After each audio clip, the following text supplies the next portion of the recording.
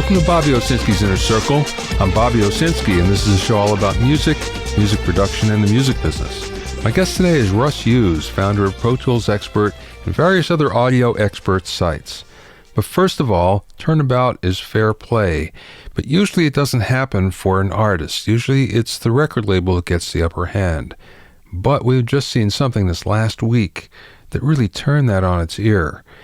UMG got stung by Frank Ocean. Now, whether you like Frank Ocean's music or not, this is an interesting story because what ended up happening was Frank got the upper hand of Universal Music, the biggest, baddest record label on the planet right now. So what happened was everybody was waiting for his album, which is about 5 years in the making.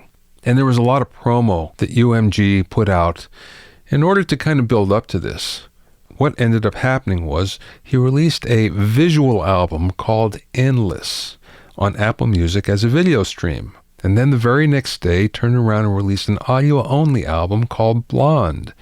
Now the whole thing was that Blonde was on his own label. The reason why he did that was he had fulfilled his contractual obligation.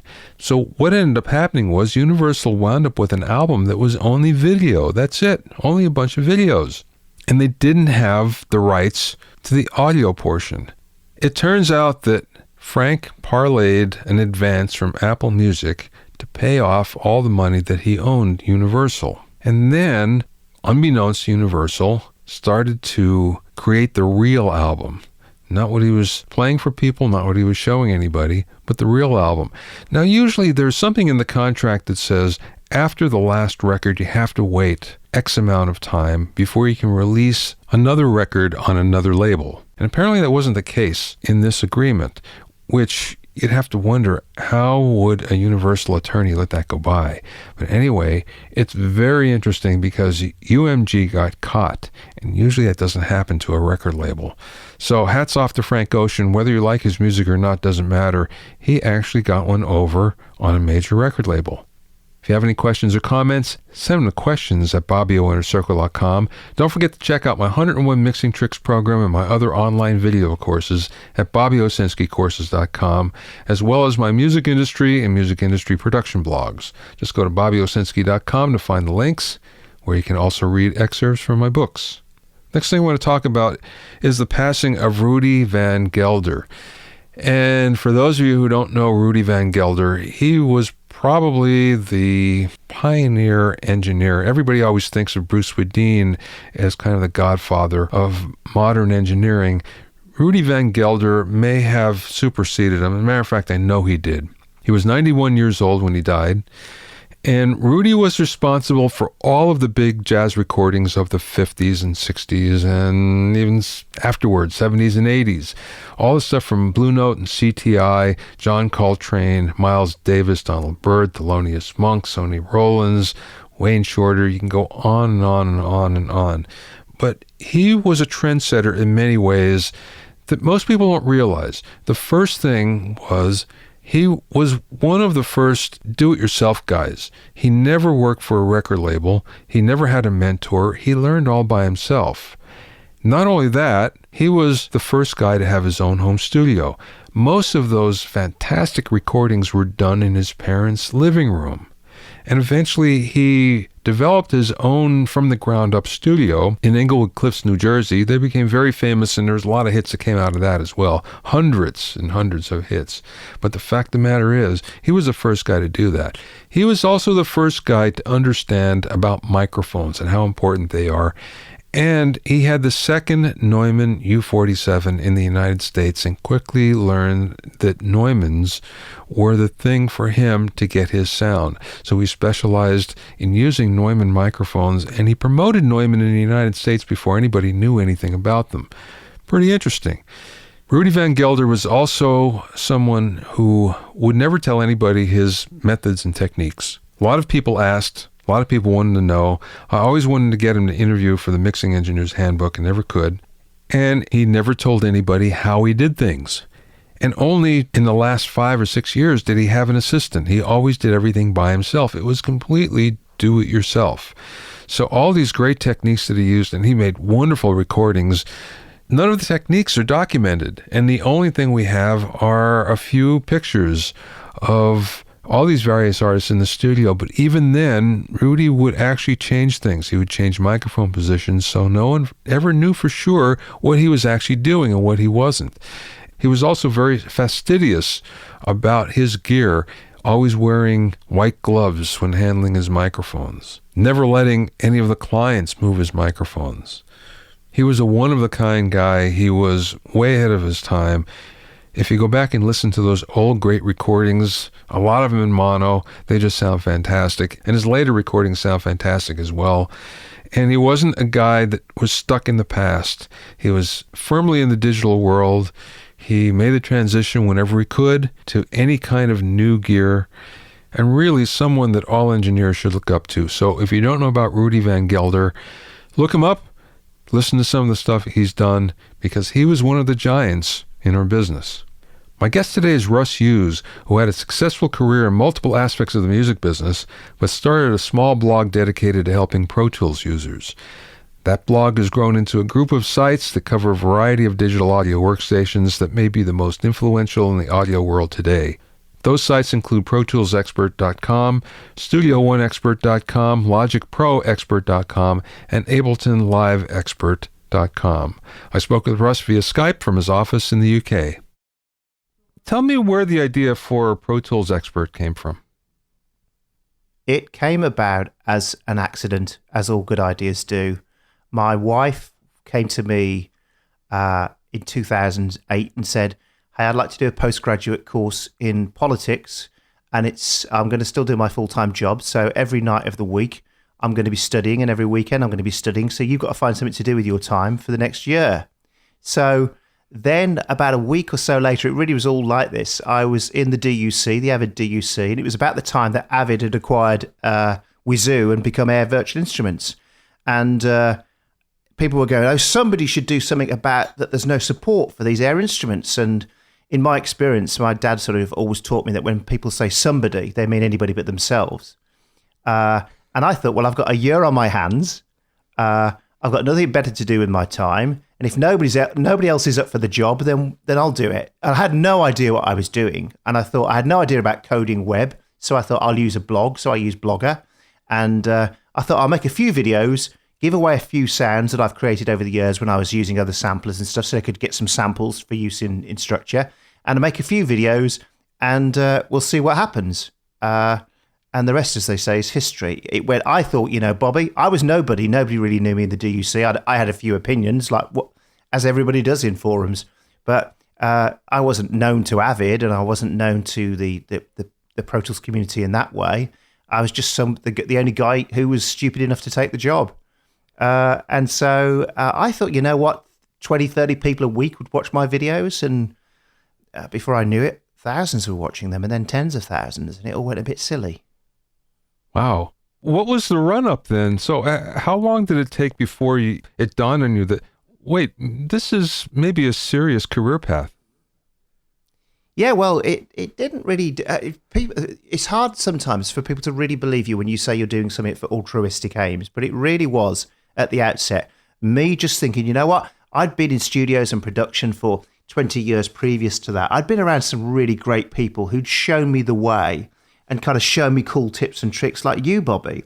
And I thought, if I could just give some of that back to people, and because of the internet, they don't have to sit in my studio with me, they can watch me online, then that's a really cool way of doing it. So I just did that for about 2 years. And you know what? I thought I'm going to reach out to some people who I knew in the industry, and I'm not going to name names, but I knew editors of top magazines and people from way back, and said, "Would you just mind running a story about my blog?" And nobody would even reply to me. Nobody wanted to know. I think then, about a year in, David Gould, who's now at Dolby, called me one day, or he emailed me. He said, "Hello, my name's David Gould. I work for Avid, and at the time, DigiDesign." And he said, "I've been seeing what you're doing with your blog. Can we have a chat with you?" And so I went to Pinewood, which is the UK headquarters of Avid, and I met him and two of his other colleagues, and they said, "We love what you're doing. What can we do to help you?" And then I think that's when I got an inkling that there was some kind of traction happening and some kind of interest. But talking about it, kind of making a living out of it and monetization, it took then probably another 2 years again. Probably we're in year 9 now. It probably took till year 5 before it was anything that you could call making money out of it, and supporting any kind of income with it. So it took me 5 years to become an overnight success. But yes, but really, isn't that the kind of like the normal thing in the music business? No matter which way you look at it, there is no overnight success. It does take a while to do anything, but it just seems like it snowballs at the end. All of a sudden, everybody hears about you, so then it becomes the overnight success. But the run up it always takes time, no matter what you're doing in the business, it seems. Yeah, I think you're dead right. I think nobody knows whether it's a band who've played gigs to 3 people, or a producer that's been producing like the local bands for 25 years and then he gets his break, or the engineer that was making tea for 10 years and then one day the producer in the studio's off with laryngitis or something and he's got to step into the session with the Rolling Stones in the studio that day. But I think it's so easy for us to forget, isn't it, that people have often done a lot of legwork before they're ever in any kind of public eye. I just had Ed Cherney, the famous engineer on the podcast, and I've known him for a long time, and I've used him in the studio. And we got to talking, and he said, I was a journeyman for 15 years before I broke out. Which, again, that's the same thing. All of a sudden, he breaks out and he has Record of the Year, he has, all sorts of Grammys, and he's working with the Rolling Stones and who's who. But he said he was a journeyman taking whatever gig he could in the meantime, which, again, there's your perfect situation. It goes a little longer than we like, but it's the perfect example of kind of the way it goes in the business, I think. It is, and it's interesting. I wrote an article recently for LinkedIn, and it was because I'd been really troubled seeing... I went to a website of a guy who had written to me 2 years ago and said, I see what you do on the blog, and I'm going to do it because you've inspired me. And I've always been encouraged by that. I don't feel threatened by that at all. If there's 1,000 Pro Tools experts out there doing their thing, it's probably like you, Bobby. We're both cut from the same cloth. Go for it. So this guy had said to me, hey, I'm going to start a blog. It's all about drum virtual instruments. And I thought that's a really unique angle to take. Go for it. And he did it. And then I went, I don't know, I stumbled upon his Facebook group, which grew to 6,000 fans in about 6 months. Wow. It took me 5 years to do that Pro Tools Expert. Yeah. And I thought, wow, this guy's got some traction. And I went to his Facebook wall the other day, and he hadn't posted something since May this year. And it had all died out. And it inspired me to write an article that was why 99% of blogs fail. And the truth is, you just have to keep doing it. You have to get up, come rain or shine, come sickness, come health, come broke, come rich, whatever you are. And I know there are people on the team, because I don't actually day-to-day now run the blogs anymore.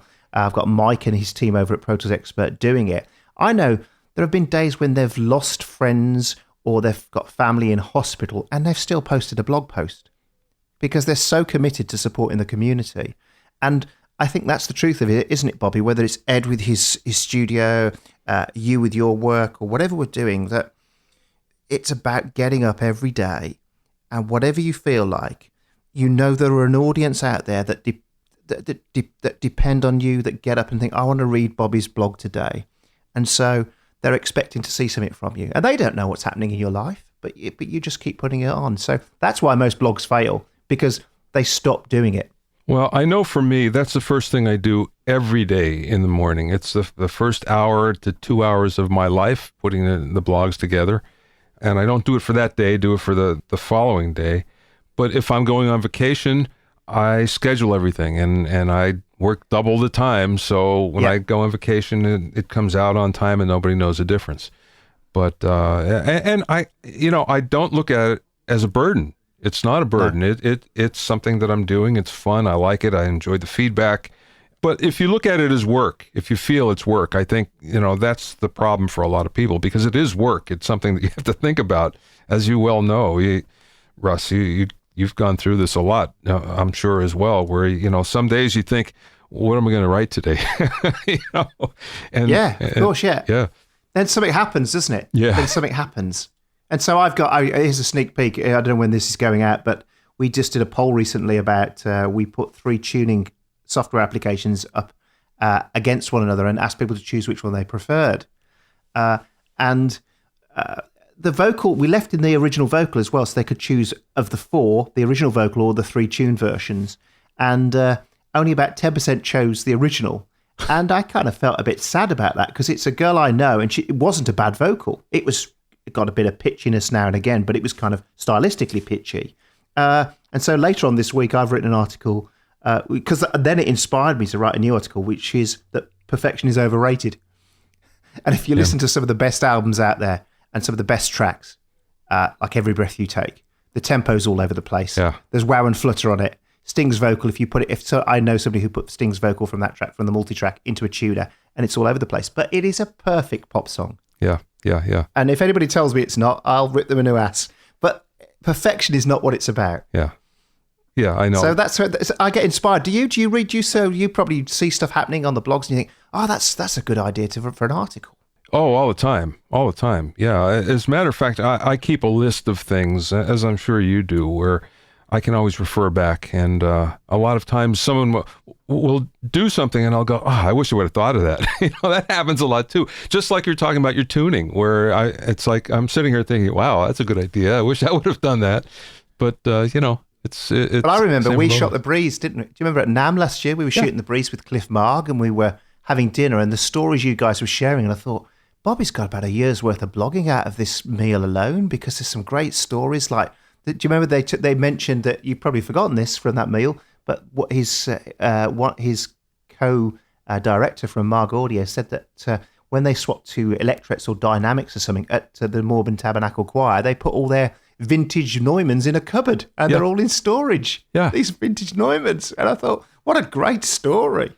Well, I've had Cliff on the podcast as well as a result of that. And it's great. And it's funny because I expected him to actually recount some of the same stories and he didn't.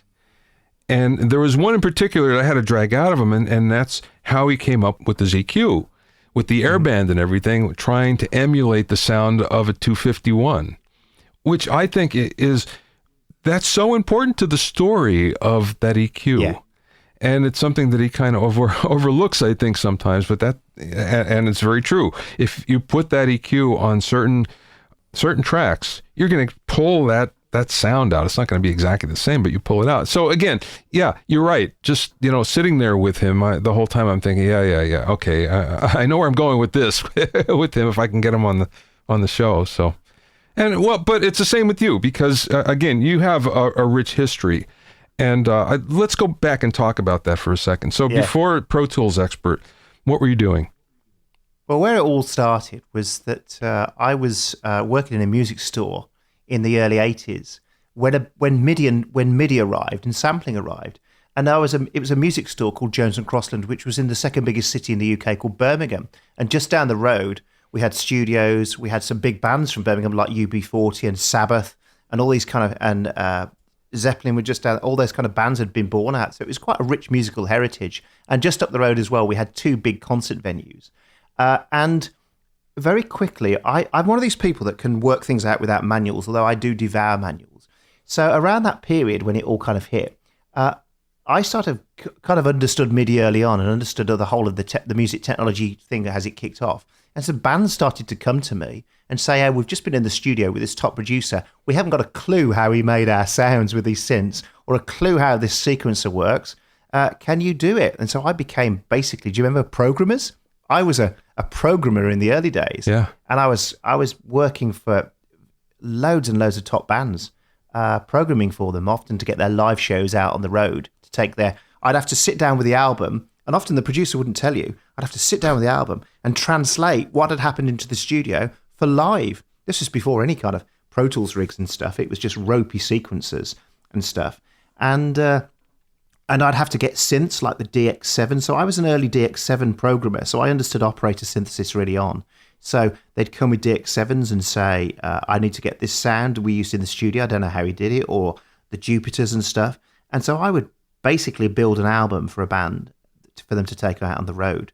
And it just became busier and busier. And I did that for quite a long time in the whole advent of MIDI and sampling.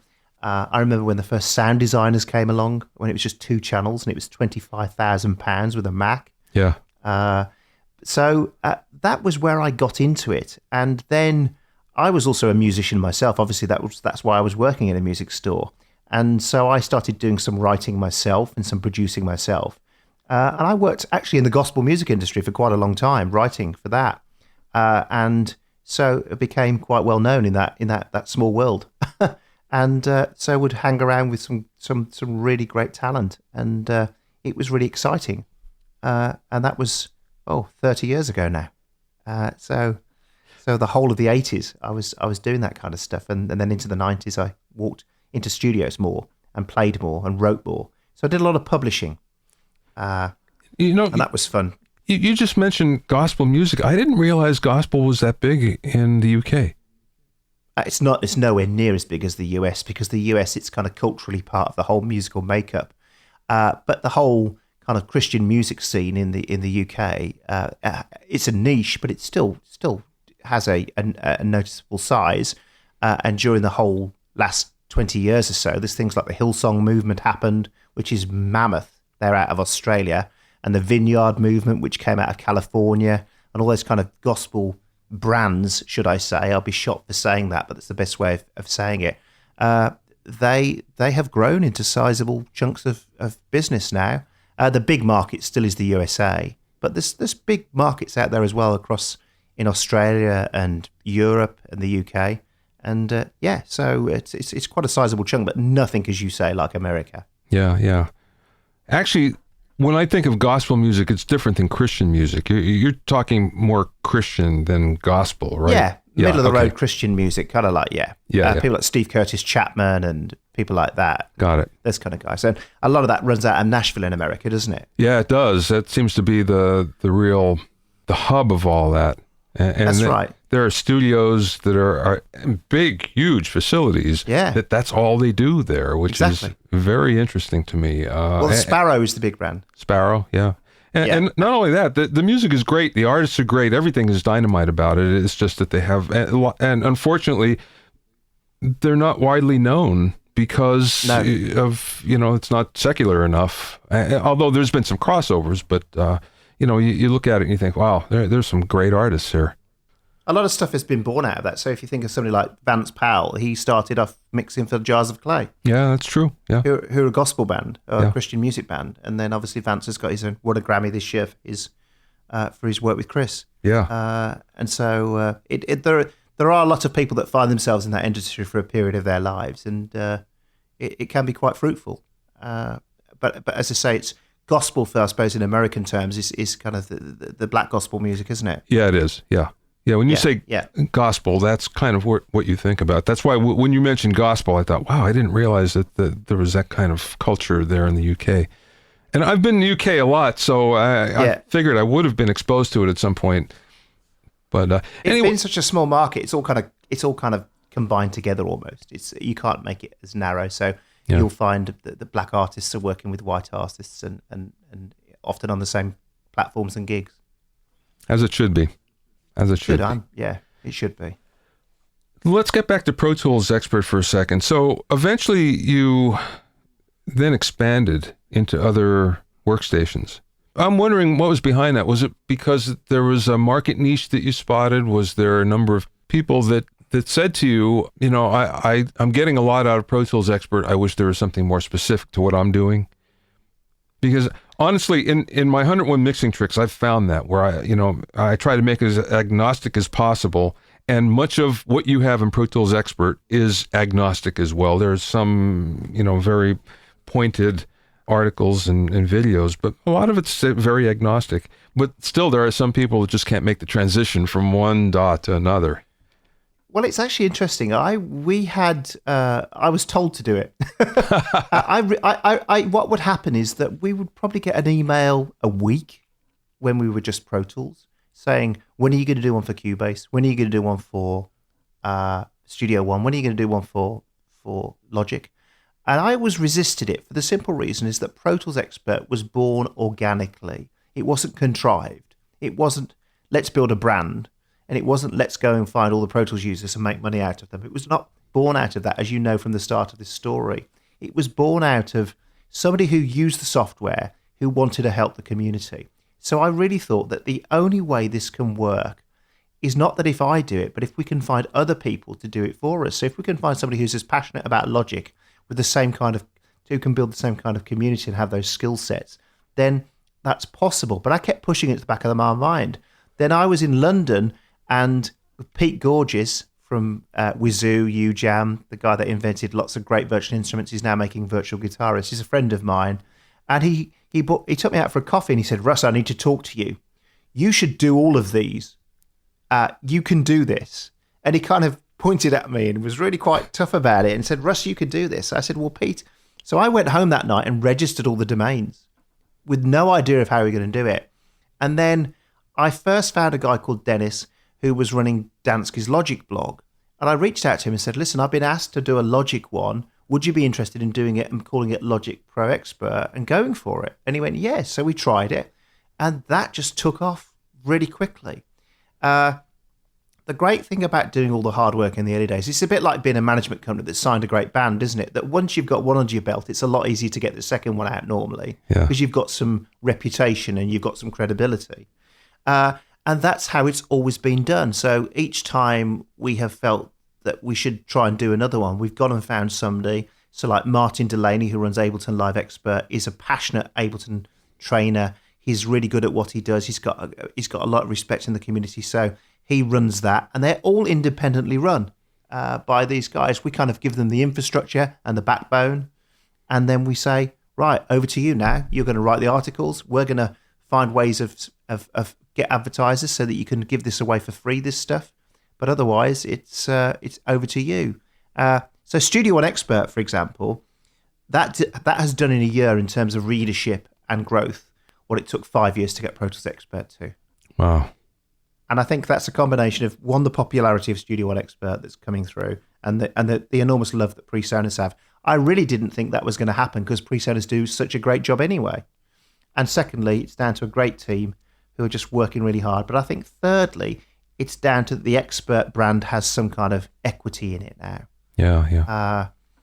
And so that's how it works. It has to be organic, Bobby. It can't be me thinking, oh, let's make a few quid out of the Expert brand by sticking it onto some other brand, other DAW or other product now. It has to be that somebody comes and we see a need and then we find the people who are right to address that need.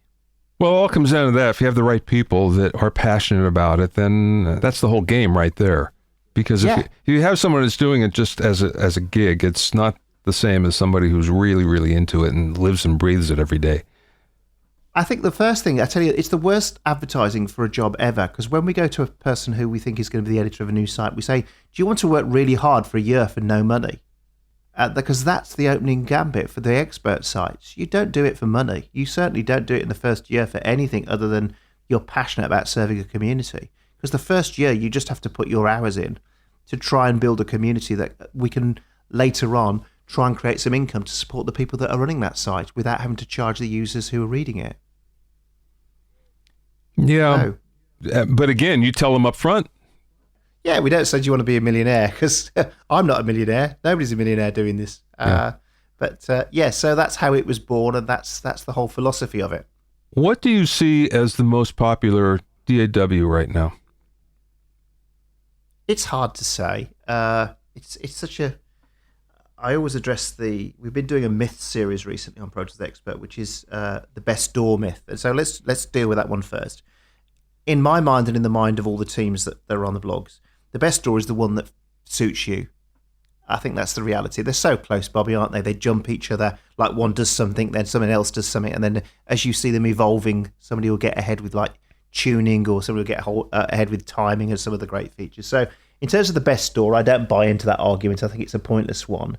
In terms of popularity, from our experience as the Expert sites, Studio One is powering ahead. I think it's gaining a lot of traction from our own numbers and from what we're seeing. It's the one to watch right now.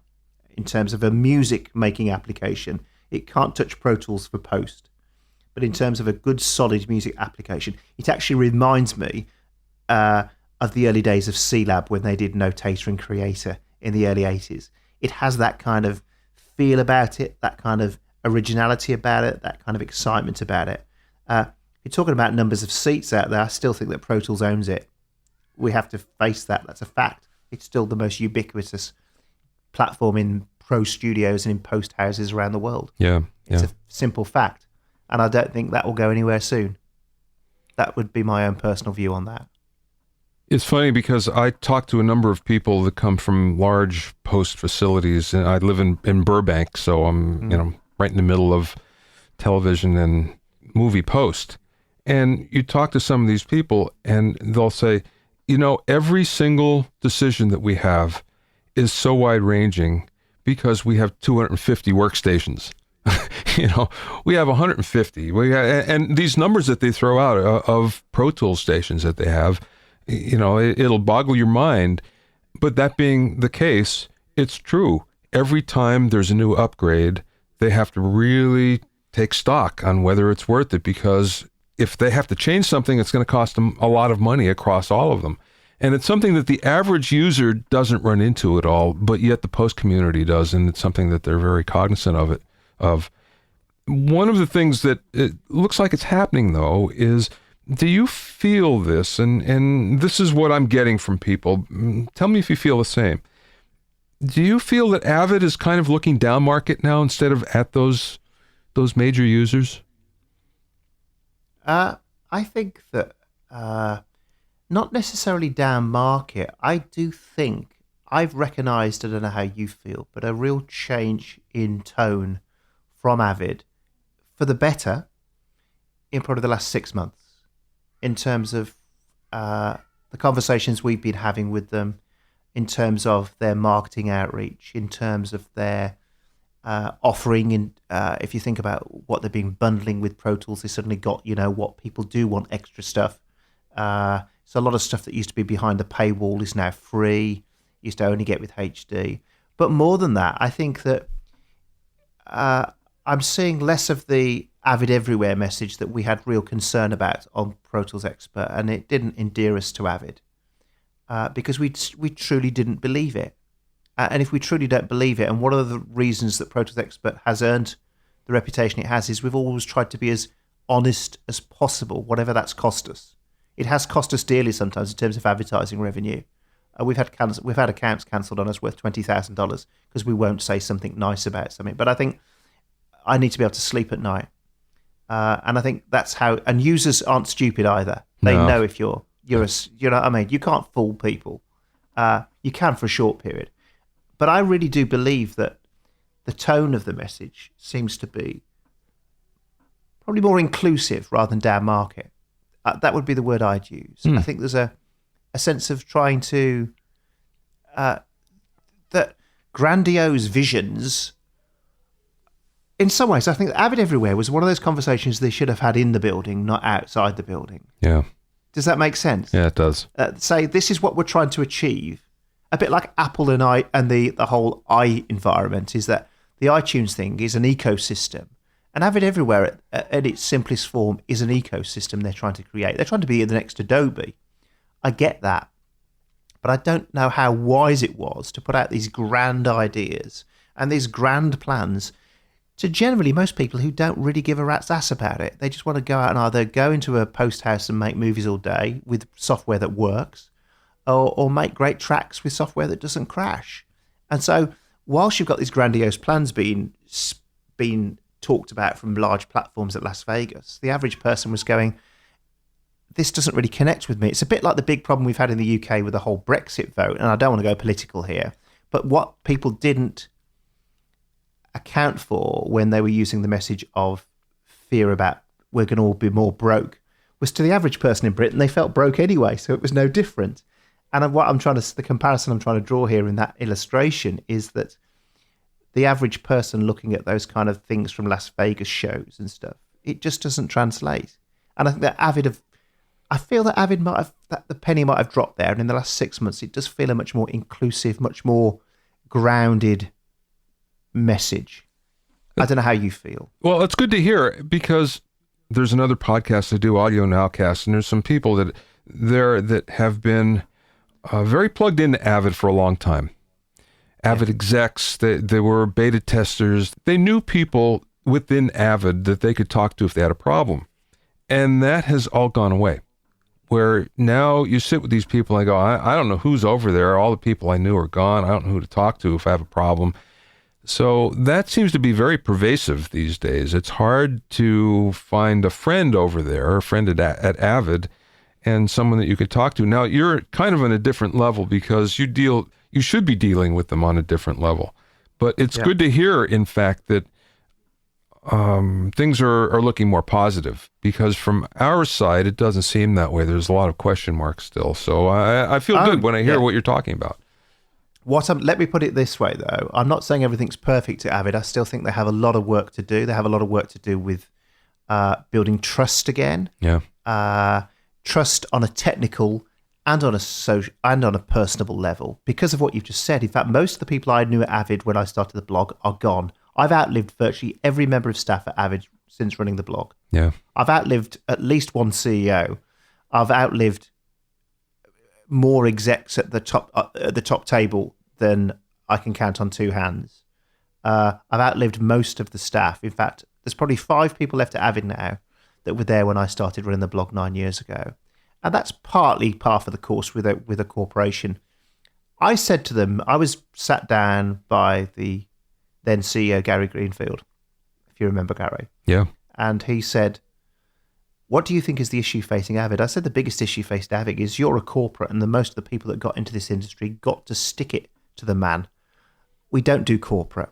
So you've got to find a way of translating your whole corporate thing on a level which builds trust and is a dialogue that makes sense to the average person using your software.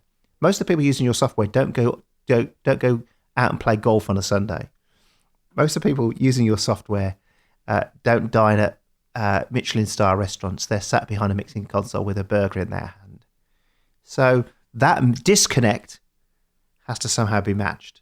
And I think that's been their biggest issue for as long as they've been listed. I remember you writing an article that said that's the peril of being a listed company in this industry. It's almost a mismatch. And I think it's true. I'm not sure. I think you're going to love one and hate the other. And I mean that I'm using a kind of almost Bible phrase there. But when you've got two masters, one is the stockholders and one is the users, I'm not sure how easy it is to keep both of them happy. So you have to choose one.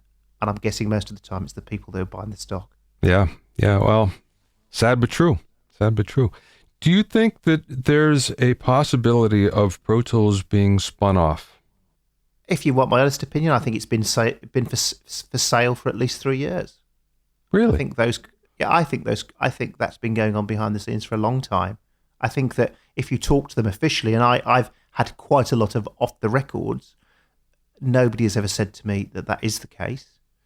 But I think you have to look at Avid's performance in terms of financial market performance and their performance as a brand that looks like it's shrinking rather than growing in our marketplace. And you have to then say, well, only it's got to be one option on the table. That there's that's the crown jewels of the brand, and it can be monetized. So I do think that if the right person came, and I've heard names put around the industry, I could tell you names that I don't think are ever going to do it. Are people like Universal Audio. I think that's a conversation that I couldn't imagine ever happening, and all sorts of brands like that. So I do think for at least 3 years it's been something that they would entertain, but that's not official. That's just my conjecture. So you mentioned Universal Audio. I always thought that they'd be next up to do their own DAW. Yeah, I think so. Well, it nearly is a DAW, isn't it? The mixer's there. The only thing they need is now is the recorder. Yeah. Wave's the same. Yeah. Waves have got DigiGrid. They've got the recording based on the ARDA platform with their Tracks Pro. It's only a matter of time. But looking back to what you said earlier, when you've got 250 seats in a post house with a lot of staff that would need training, the CapEx, the investment you've made, the inertia against changing is huge. Better the devil you know, a lot of these people would think. If it works, why change it? And for a lot of these big moneyed post houses, TV stations, and top studios, I think it's to get, when you've got something as ubiquitous as Pro Tools, that's a cultural norm in our industry. So to change to something else is not a product shift, it's a culture shift. That's my belief of this.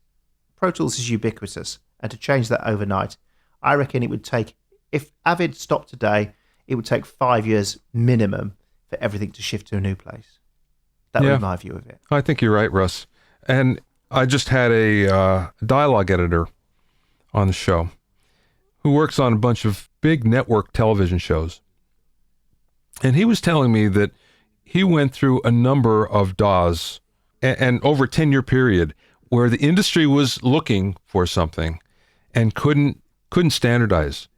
And it took a long time until Pro Tools became that ubiquitous choice that everybody had to have. And now, there's a trend. You talk about the 250 stations and everything, but there's a trend in Hollywood of getting people off the lot, getting people out of the building, keeping them at home on their own systems. And, again, what we have is the home studio, only it's the home post studio now to some degree. So it'll be interesting to see if that changes anything, because at that point, it's like, well, who cares what you use as long as you get the job done to some degree. Well, that's it. That's interesting. Let's take I was thinking about this the other day, and I never really thought about it, because we run a news blog about Avid and Pro Tools, amongst other DAWs. And because we're writing content daily, you sometimes forget this thing, which is that the platform we write the blog on, it's called Squarespace. There are other ones out there. There's WordPress, there's Blogger, there's probably about 40 reasonable ones you could try. Yet for us, it's just a tool. So it works. It's the right one for us. We made a decision and we're sticking with it. And I actually went on the Squarespace blog last night, which tells you about all the new product features that are in Squarespace. I hadn't read it since May this year, so I didn't even know these things existed. And yet I'm happily blogging every day. And I think the reality is, with a lot of professionals using Pro Tools, it's the same for them. It works. It does what it does. It might have 10 new features in Pro Tools 12. There may be 30 other DAWs out there that could do it better. But as far as they're concerned, it's the tool they use. Do you know what I mean? So I don't think they always see Pro Tools like us journalists do. And I use journalists in the loosest sense of the word, because as bloggers do, should I say. Yeah. Does that make sense? Yeah, it does. It does. I know what you're saying. And hey, it's the same for everybody. You're comfortable with what you're using, and you change only because you're forced to. I started with Digital Performer, version 1. And of course, it was MIDI, and then there was some audio built into it. And then I moved to Nuendo version 1. And I love Nuendo, but it got to the point where all the projects I was getting were Pro Tools. I had to change because it was such a pain to convert the Pro Tools over to Nuendo and then back again for delivery, that it was like, okay, I'm just going to give in.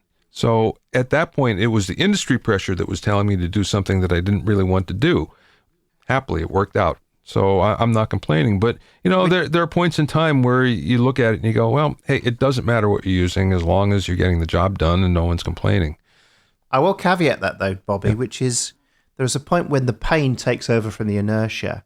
And I was getting so tired of the pain points I was having in Pro Tools when I was writing, because I'm a composer first of all, that I started using Studio One. And if you might have seen, I wrote that article, why is a Studio One user now using... the article was entitled, why is a Pro Tools evangelist now using Studio One? I felt I had to write that article to explain myself a little, so people didn't feel somehow cheated by me.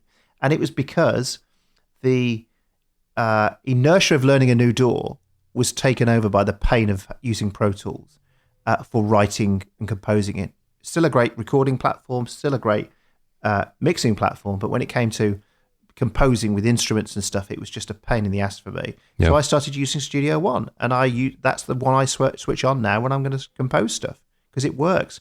And there is that tipping point, I think, in everyone's life where they go, if this thing crashes one more time, I'm going to go, I'm doing something about it. Yeah. And so inertia only lasts for so long. Yeah, you're right. Do you see another DAW coming up Besides, I know you said Studio One is the hot one right now, and you see a lot of inertia in that. But is there something else that you see that's kind of bubbling under? It's interesting. I'm. We did a survey last year, and people use between 2 and 3 DAWs all the time now, each person. So I use Studio One and Pro Tools. And Ableton always comes high on a discussion. So because of its live features and things like that. Do you know what? I don't want to see another DAW. I think there are too many out there already. I can't think of anybody that could make a DAW that would be so original that something isn't already doing, or using 2 DAWs can't do. So I don't really look for the possibility of another DAW. Kind of bores me, to be honest. I just want the ones that make them already to carry on going for it and carry on listening and carry on. When you've been making a DAW like Pro Tools for 20 years, there's 2 problems. One, you've got a big market that you can kind of take advantage of in the best sense of the word and the worst sense of the word. And secondly, you've got such a code base. And I wrote this the other day with somebody who was talking to me. They say, why doesn't Avid do this quick? I said, because you can't do it quick. You've got Pro Tools has 4 versions, really. It has a HD version, and it has a native version. Then it has music customers, and it has post customers. So every time Avid have to make a change in Pro Tools, and it has to be backward compatible. So for Avid to do anything quick is impossible. If you want somebody that's going to be moving things quick in the DAW world, don't buy into Pro Tools, because it's that legacy is both a blessing and a curse for Avid, because the code base is 25 years longer. They've got to keep servicing the heritage of this DAW. So I just think that people should work really hard on innovating the ones that are already out there. I don't want to see another DAW. I think it would bore me stupid. What about you? Well, I'm not moving from Pro Tools until I absolutely have to. At this point, I'm very comfortable with it. So, but I do agree with you. There are everything else, virtually everything else, is easier to create on. And I look at Logic and I go, yeah, better. If you're going to create, better. And I look at Studio One, yeah, if you're going to create, better. But again, when it comes down to pro stuff, that if I have to edit, I definitely want to do it on Pro Tools. I have 2 more questions for you, Russ, and then I'll let you go. And you've been very kind to spend this time with me. I appreciate it. The first one is, I see a lot coming from Sociotech. So what is that? Where did that come from? It's good. I'm glad this came up, because this is an important part of the discussion. So when the blog really started to take off, I had brands coming to me and saying, I see what you've done with Pro Tools Expert. So, and you've managed to harness a whole community around Pro Tools. How did you do that? And I kept having this conversation. I'd have all sorts of companies coming to me and saying, will you do it for us? And I said, well, I can't do it for you. I'm running a blog. And so 5 years ago, I decided to stop my job. I was at that point I was running post houses later in my career, so I've done a stint in post production as well in the audio and film world, and I started this small advisory company that helps brands in our sector, companies, especially small companies, to communicate better with their users. And at that point, there was another issue that was affecting me, which was, hang on, I can't really do that and write a blog with all good conscience, because there's kind of a conflict of interest if I'm not careful. So that's when I drew back from the blogs, and Mike is now running Pro Tools Expert. And so I've got editors that run the sites, that make the editorial decisions, and people writing. And if a brand I work for makes a product, I can't review it. It would be somewhat odd if I was reviewing a product I want them to get out there. Yeah. And so I'm now spending my days... yes, now and again they let me loose on the blog to write an opinion piece if I want to have an opinion on something. But generally, I'm running Sociotech full time now with a couple of team, and we work with brands like Sound Radix and Michael at Exponential Audio, and Townsend Mics, Townsend Labs, who've just launched the Sphere mic, and Synchro Arts. There's about 10 small brands. And it's interesting because they're all small companies with people who are passionate and smart and making some of the cleverest products out there right now, like Auto Align, for example, or Michael Kahn's making these fantastic native reverbs that use tiny processing power, but people absolutely adore. And they're on virtually most albums out there now.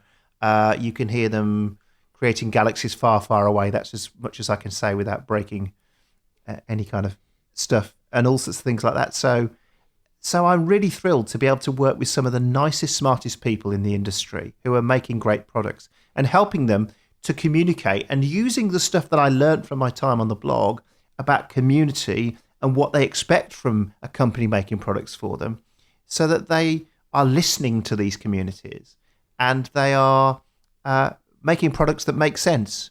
I have one company, and for the last 3 years, I said, there's only 3 things we need to concentrate on. It's workflow, workflow, workflow. And they laughed.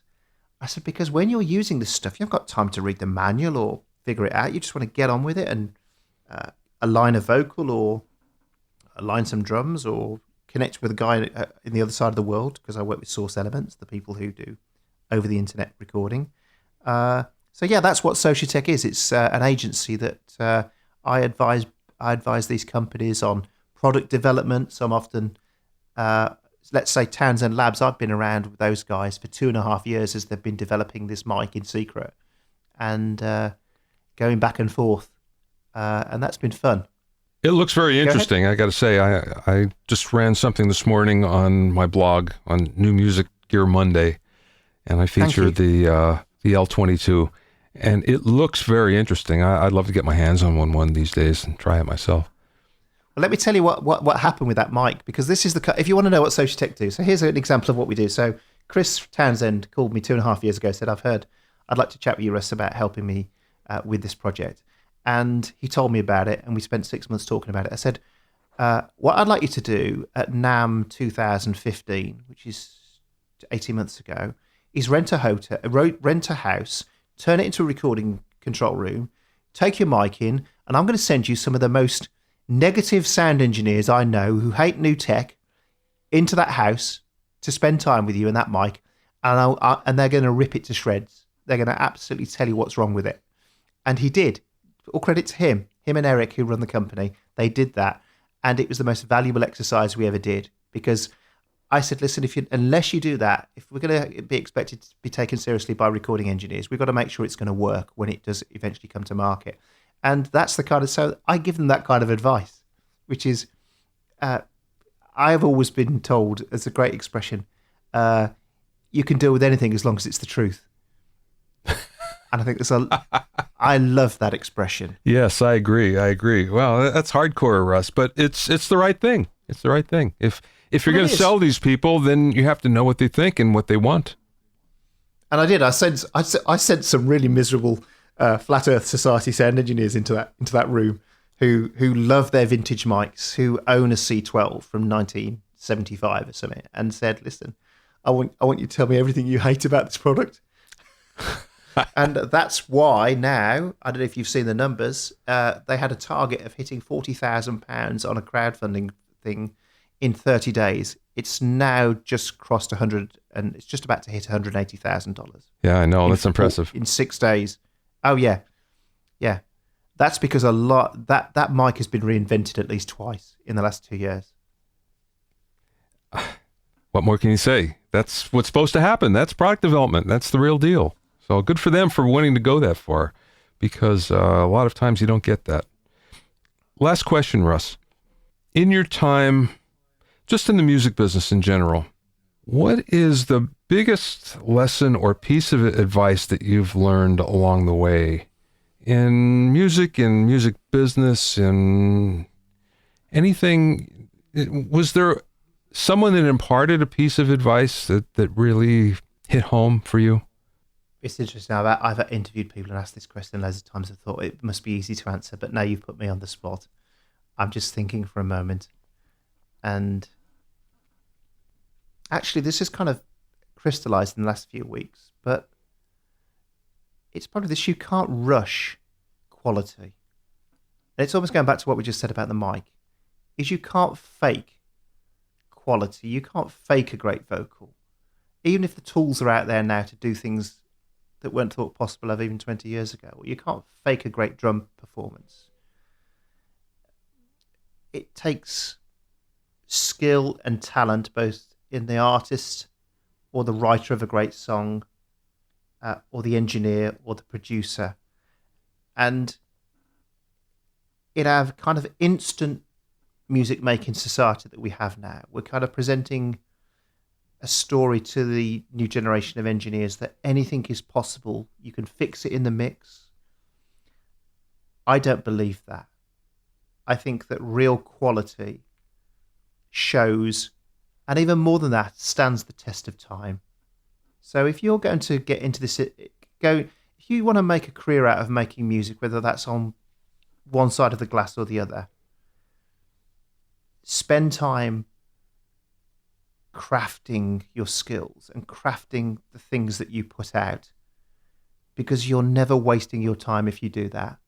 You're wasting your time if you try and take shortcuts, because it will be like a burger from a fast food chain versus a beautiful meal that you'll never forget again. That would be my thing, that I've sometimes tried to take shortcuts and I regret it now. And I think the things that really matter are the things that I took time over, and I didn't settle. So I think if it's in one line, don't settle. If you're not familiar with the Production Expert sites, then you really should be. Check out ProToolsExpert.com. That's pro-tools-expert.com, StudioOneExpert.com, LogicProExpert.com, and AbletonLiveExpert.com. Thanks for listening and being in my inner circle. Remember, if you have any questions or comments, you can send them to questions@BobbyOInnerCircle.com. To listen to other episodes of Bobby Owsinski's Inner Circle, go to BobbyOwsinski.com and select the podcast tab, or you can go to BobbyOInnerCircle.com or find it on iTunes, Stitcher, Mixcloud, and Google Play. At BobbyOwsinski.com and BobbyOInnerCircle.com, you'll also find a sign-up form for my newsletter and for alerts for new podcasts. This is Bobby Owsinski. I will see you next time.